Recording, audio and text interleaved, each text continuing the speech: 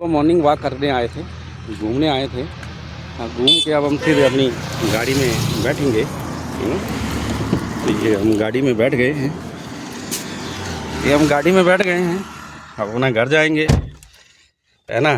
तो ईश्वर का वचन सुनना और सुनाना सबके हिस्से में आए, सभी काम करे, जीवन आनंद हो, सुख का, शांति का, समृद्धि का। तो बहुत बहुत सुंदर परमात्मा महान है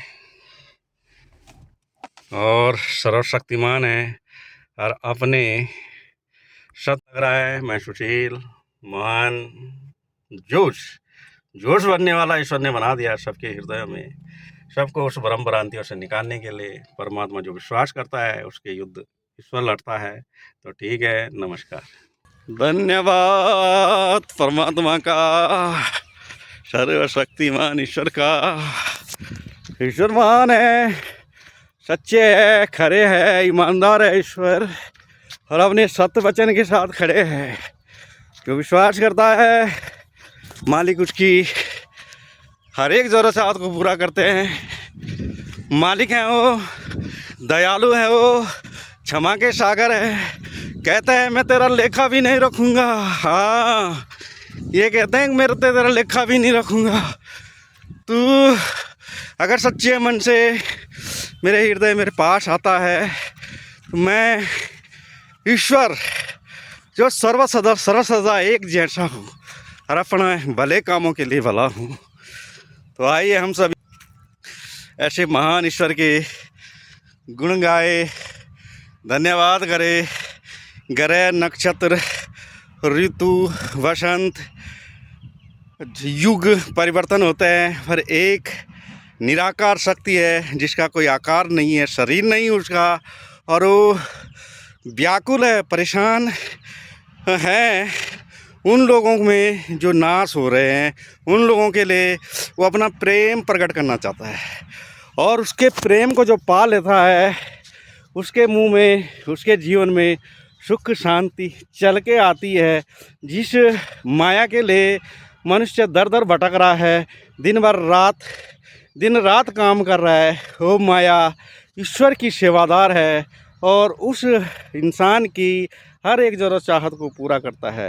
यही आत्मा का सत्य है कि वो मंदिर, मूर्ति, मस्जिद, बाबा, नबी, पंडित, माता, बाबा के चक्कर में नहीं रहता। जो ईश्वर माता, बाबा, पंडित, कर्मकांड के चक्कर में पड़ा रहता है, उसके लिए परमात्मा का सत्य वचन है जो 100 गुना सत्य है। हर एक कर्म का, हर एक कर्मकांड का, हर एक मेहनत का फल जो है विनाश है। जो विनाश को ये लोग सब जो है विनाश को आमंत्रित करते हैं। हर एक कर्मकांड, पूजा, जप तप, नबी, व्रत, कर्मकांड, पूजा, जल चढ़ाना, संगमों में तीर्थ, व्रत, ये सब पर कर्मों का फल जो है विनाश है। मगर एक मैं आया हूँ, परमात्मा कहता है, जो मुझ पर विश्वास करेगा, विश्वास की धार्मिकता अपनाएगा, वो जीवन पाएगा। क्योंकि ईश्वर का आत्मा ही है जो जन्म और मृत्यु से परे है। जन्म काल उसे मान नहीं सकता, महाकाल उसे मान नहीं सकता, तमोगुण उसे मान नहीं सकता, रजोगुण उसे मान नहीं सकता। वो अपने सतोगुण के साथ है, सदा एक जैसा है, इसलिए उसको सनातन बोला गया है। और सनातन ईश्वर ने सबसे आगे अपने सत्य वचन, सत्य को, सत्य गुरु को, मतलब वचन ही सत्य है जो मुंह में है, और देहधारी वचन है जो ग्रहण करता है। तो ईश्वर उसकी हर एक ज़रूरत चाहतों को पूरा करता है। तो ठीक है, धन्यवाद, नमस्कार। बड़े बड़े लंबे लंबे परमेश्वर खुश होता है जब परमात्मा की महिमा लोग मन से, हृदय से करते हैं। इसमें दिखावा नहीं होता, इसमें छलावा नहीं होता। तो ये है, इसने मान लिया, जान लिया, ईश्वर काम करता है। और उसका ईश्वर का प्रैक्टिकल जब जीवन में सुख शांति आनंद आता है तो वो बोलता है, उसे कोई रोक नहीं सकता। वो छलकता है कि ईश्वर का प्रेम महान है। वो बोलता है, वो बताता है, दुनिया को समझाता है।